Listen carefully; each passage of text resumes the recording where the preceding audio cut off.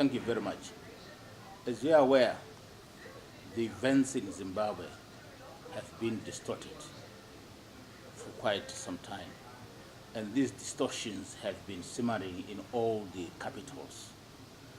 And people did not understand exactly what the situation was. But let me say, the main issue was not to go and make deals. The main issue was to attend the 34th ordinary session of the General Assembly of the Executive Council and the 32nd ordinary session of the African Union, which had a specific theme. That theme was refugees, returnees, and IDPs. These refugees were were probably commonly in Africa, and we had a period of about 6.5 million of refugees in Africa, and therefore the African leaders had concerns about all this, because this has been happening, this has been developing, and therefore the desire was to find a solution about that.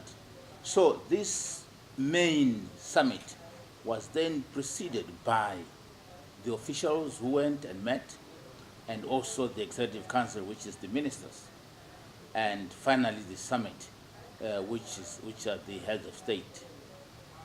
But the specific issues which were discussed at the summit, primarily it was to do with the reforms, conclusion of the reforms which were remaining, the reforms of the African Union, because the desire is also to have an effective organization of the African Union, so that it can deliver challenges which prevail in Africa. So the reforms, some of the reforms included, of course, the issue of the contributions, calculations. And these were obviously hot potatoes, but they were debated and they were agreed, because there were certain countries which were in the Tier 1, who were about 5 or 6 countries, who were contributing over 46% of the budget of the African Union. And they were saying, no, this is becoming too much. And particularly they wanted to now have certain decisions which they can wade in because of their contributions. But that was, the decision was then made and maintained that we should always keep the capabilities and the contributions based on GDP and the budgets of the contributing countries. That is it made. The second point, which was then discussed, it was to do with the African continental free trade area, which has been timed to ensure that it matures on 22 signatories ratifying it, and it matures 30 days after the last 22nd signatory.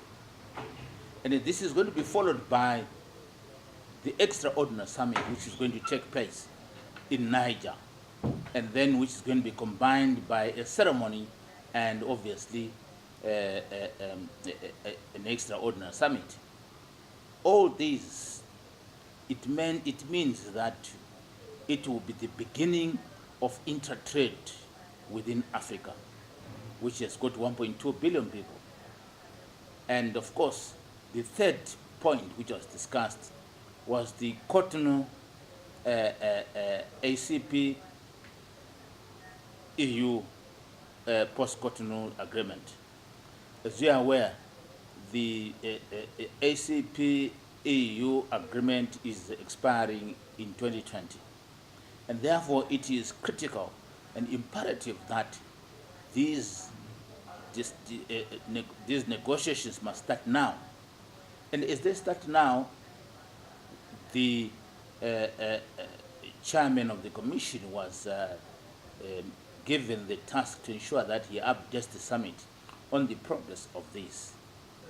And of course, the last point, which was the major one, was also the selection of the Bureau, in which you may be aware that there was Iswatini, which was supposed to be the first vice chair, but Eswatini withdrew, and we then appointed South Africa. So in this case, South Africa is going to be the next chair of the African Union. And on this other side of the Peace and Security Council, the issue of the African crisis, African crisis, ACIR,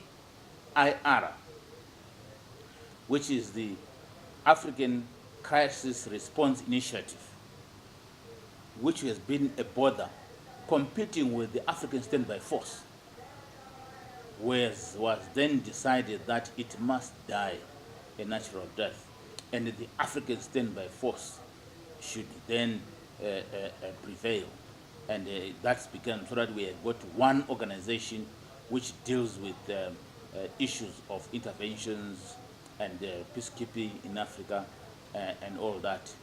So these are the major issues which were discussed on the African Union Summit.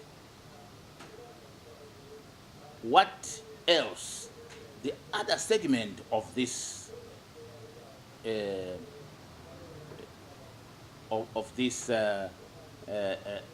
visit or conference on the AU were the side meetings, the sidelines, and the anxiety, the desire by a lot of countries and capitals to want to clarify what exactly is happening in Zimbabwe. And of course, also the interest of trying to see whether the economic and the re-engagement program is still on course. In that regard, His Excellency met a number of leaders, which include the Prime Minister of Norway, which include the President of Estonia, which include the EU Commissioner at the African Union, and which also include other leaders who had bilateral talks with the President Mnangagwa. But also, I had a number of discussions with a lot of, it could be journalists or it could be personalities. First, I met the Deputy Minister of Foreign Affairs of the People's Republic of China, who was obviously also pursuing the issues of bilateral cooperation, and that we really had a very fruitful discussion. With China, there is no problem indeed. And I also met the chairperson of the commission, Mr. Mustafaki, who I briefed in detail about the situation in Zimbabwe, and that things are moving normally, and that we are progressing economically, and that the people of Zimbabwe are handling the situation on their own as we move forward. And I also had meetings with the South African, my South African counterpart, and I also had a meeting with the chairperson and Minister of Foreign Affairs of Vietnam, who are also expressing quite a lot of desire to come into Zimbabwe and establish relations with Zimbabwe. In a nutshell, because of the misunderstanding which was there, there was a lot of work which we did in order to explain the Zimbabwean story.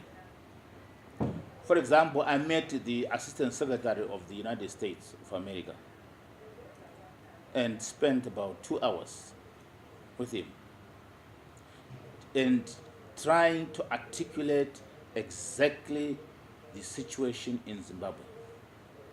And I can assure you that at the end, if he was at -10, he is now probably at -1.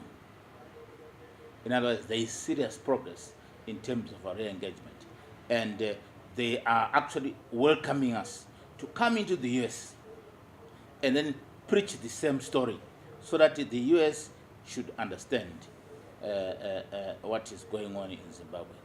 And I said it is critical that the US must remove sanctions.